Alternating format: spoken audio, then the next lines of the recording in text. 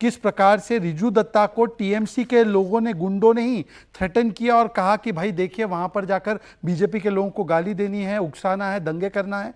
तो मुझे लगता है अब ये जो चीजें बाहर आई है तो संविधान रक्षक नंबर 1 दिख रहे समाजवादी पार्टी के हमारे पास। उनसे पूछिए कि समाजवादी पार्टी अभी भी उनके साथ है जो रेजिग्नेशन देने को तैयार नहीं, जो खुद टीएमसी के कार्यकर्ता जो है वो बता रहे कि बीजेपी के कार्यकर्ताओं को मारते थे, वो संविधान रक्षक 2 भी दिख रहे हैं मुझे। कांग्रेस पार्टी के तहसीन पूनावाला, अब तहसीन पूनावाला से भी पूछिए, अब तो ये लोग फिर से इंडिया अलायंस में फिर से आ रहे हैं, नहीं आ रहे पता नहीं चल रहा। पर अब मैं पूछना चाहता हूं कि हमने देखा था जुडिशियल ऑफिसर को भी कैसे कैप्टिव किया था, हमने देखा था हर चुनाव में कैसे वायलेंस किया जाता था। अब तो ये सारा कुछ सामने आ गया कि असली संविधान विरोधी ममता बनर्जी थी। अब तहसीन पूनावाला और समाजवादी पार्टी बताए कि क्या वो संविधान विरोधियों के साथ आज भी है क्या? ये तो प्राथमिकता बंगाल के लिए काम करना होगा या पिछली सरकार की फाइल खोलना होगा? दोनों होगा।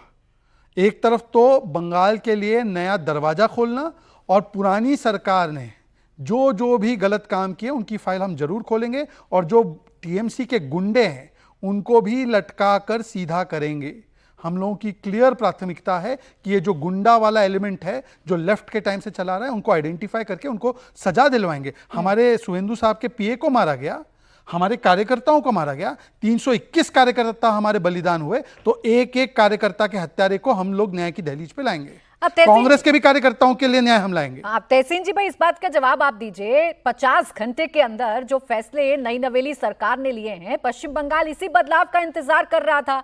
जो बातें बीजेपी ने अपने संकल्प पत्र में कही उसी के इर्द गिर्द अब पूरी कहानी है। भाई घुसपैठियों को बाहर करेंगे, बीएनएस की धारा भी लागू करेंगे, केंद्र की योजनाएं भी पश्चिम बंगाल को मिलेंगी। ये काम तो आप ठीक आकेंगे ना, इसमें तो नंबर्स देंगे शुभेंदु को कि यहां भी इफ एंड बट है। प्राची जी, आपके साथ शिरकत करने का मौका मिल रहा है इसलिए आपका शुक्रगुजार हूं। एक मुहावरा याद आ रहा है, जो बादल गरजते वो बरसते नहीं है। ठीक है, पिछले 12 साल से हमने इनकी बड़ी बड़ी बातें सुनी है, आप ही के शो पे सुनते हैं हम ऐसा करेंगे, हम वैसे करेंगे। प्राची जी, आज से 2 महीने बाद ये ममता जी को और उसके 6 महीने बाद ये नेहरू जी को दोष देंगे। ये वो पार्टी है, भारतीय झूठा पार्टी। दूसरी बात, घुसपैठियों को लात मार के बाहर निकाले, लात मारकर।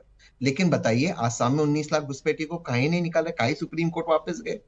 त्रिपुरा में आपकी सरकार ने काहे रेजोल्यूशन पास करी कि केंद्र सरकार को जमीन नहीं देगी? आप करे तो चमत्कार, ममता जी करे तो गुनहगार। जहां तक रिजू दत्ता जैसे लोगों का सवाल है, उनको मैं कहता हूं चूहे। रिजू आ गया, दिखेगा तो मैं बता दूंगा, आएगा तो मैं फिर से कहूंगा चूहा। वो जब जहाज सिंक होते हैं ना टाइटैनिक में, बाकी लोग म्यूजिक सुन रहे थे, सबसे पहले चूहे उड़ी।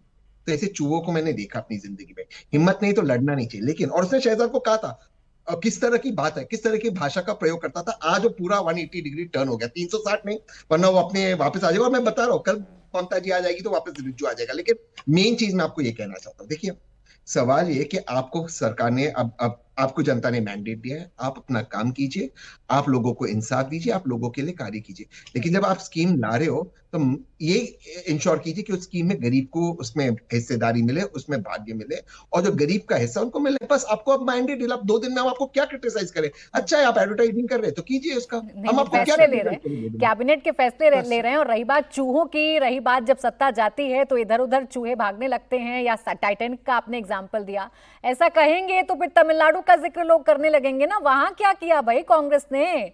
सत्ता नहीं मिली तो वहां चूहे से कंपैरिजन करूं या किसी और जानवर से कंपैरिजन करूं? बताइए क्या कहूं? उसका जवाब दे देता हूं।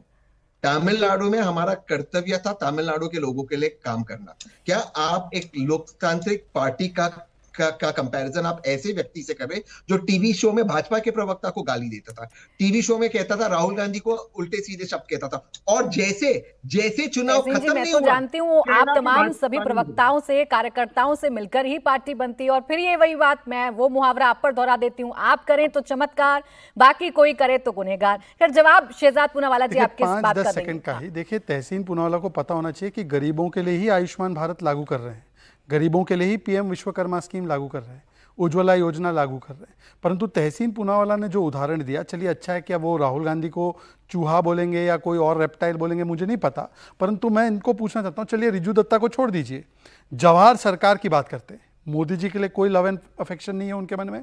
उन्होंने आरजी कर के समय पर अपनी राज्यसभा सीट छोड़ी थी। उनके ट्वीट है डेरिक ओब्रायन पे, डेरिक ओब्रायन मस्का लगाने वाला क्विज मास्टर है और इनके चलते एक्सटॉर्शन पार्टी में बढ़ गया था।